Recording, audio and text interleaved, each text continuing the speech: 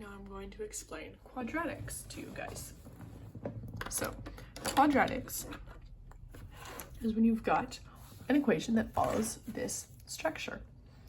ax squared plus bx plus c equals 0. Now, how do you know? So the x's are variables, right? A, b, and c are different numbers. They can be any number. So how do you figure out what x is? First of all, you need to find what we call the delta. You find that by taking the b, squaring it, and then subtracting from it 4 times a times c. So you take the equation. So let me just give you an example. So you've got 2x squared minus 5x plus 7 equals 0. Let's say this is your quadratic equation. Delta, how would we find that? We would find it, okay, so b, where do we see that? That's right here. So we'd square that, minus 5 squared, subtract from it 4 times a, which is 2, and 7, which is c.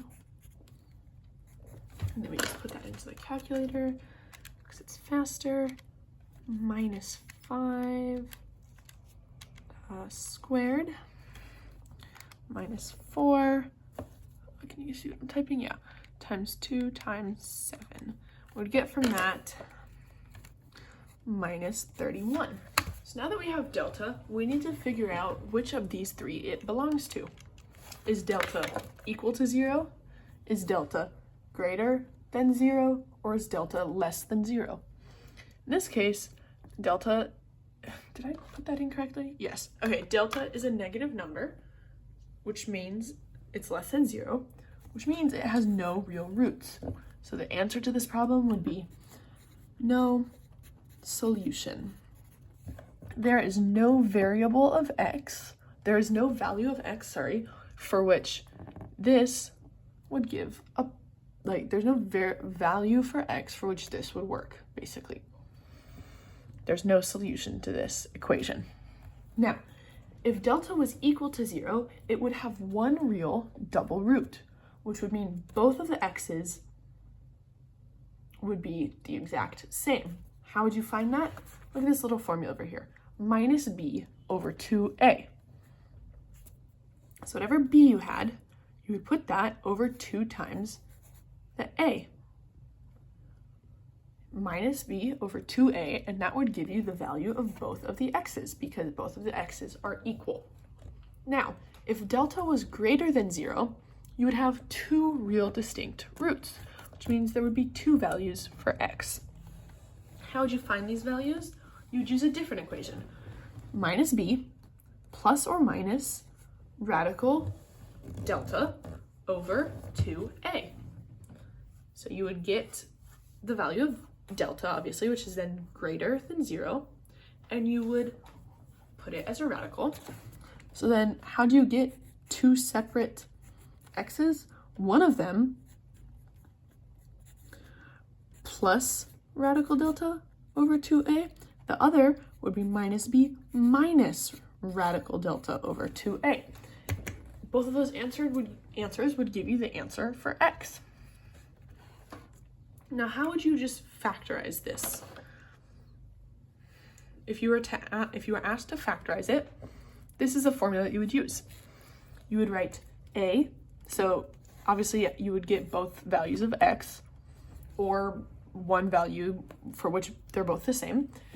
This is how you would write it. A into x minus x1 times x minus x2.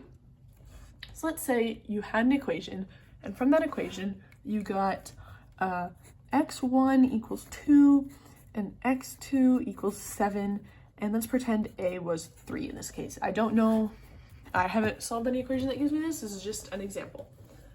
The factorized version of a of x2 plus bx plus c equals 0, okay? You would factorize this by plugging in these numbers into this. So a we said is 3, and then x minus, what's x1? 2. What's x2? 7, so x minus 7. So you could just, you would get 3x minus 6, x minus 7 is the factorized form of this quadratic that we have that I didn't actually write. Now, a and delta, there's a way that you can find their signs graphically. This is it. So look, I drew these 3 graphs for you. You've got 1, 2, and 3. In the first one, a is positive because the slope is positive. Now here, how is a is the slope, by the way. So now how can you figure out, like, what's an easy way to remember if it's positive or not? Look at how this looks like a smiley face. Smiley face is good, that's happy, so you can just remember that if it's a smiley face like this, it's positive, and if it's a sad face like this, it's negative. Now delta, how do we know that it's negative? How many times does 1 touch the x-axis? Does the first graph touch the x-axis? It touches it 0 times. Because it touches it 0 times, that means it has no real roots, which means delta is less than 0, which means it's negative.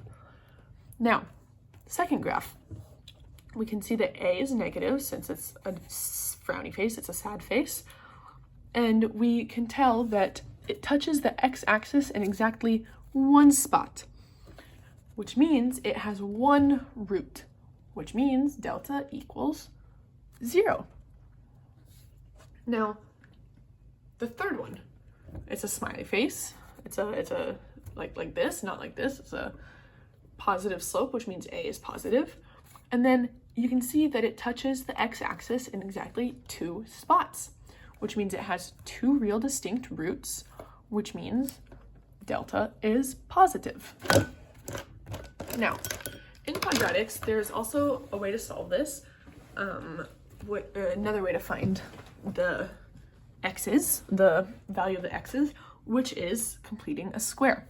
So if you have this quadratic formula right here, first of all, most importantly, you need, for this to work, a has to be 1. So if a isn't 1, you just have to solve it this way. If a is 1, then this is how you can solve it. Take the b, this b right here, divide it by 2. Let's pretend, for the purposes of this, that we've got this equation. X squared plus 2x plus 7 is equal to 0. Okay, so actually let's make this 4x because that'll be easier for our explanation. So we have this formula. Let me just rewrite this to make it more clear. 4x. So how are we going to solve this?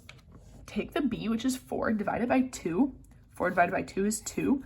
And then square it. Actually, I'm going to use a different value for this, just so we don't get the same answer. Let's use 8. Okay. 8 divided by 2 is 4. So, and then you square it with, what's 4 squared? 4 squared is 16. So 16. So now you rewrite the equation, but in between the bx and the c, which is right here, you would add positive 16 and negative 16. So you would rewrite the equation to look like this. So, why is this pencil not working? Let's see. Okay, that one's not working either. This one. There we go. X squared plus 8x, you keep that as is. Okay, 8x, and then plus 16 minus 16 plus 7. Now, if you look at this right here, is it minus and plus? No, it's plus and minus. Okay, so then what do? You can look at this and you see, oh, look at that.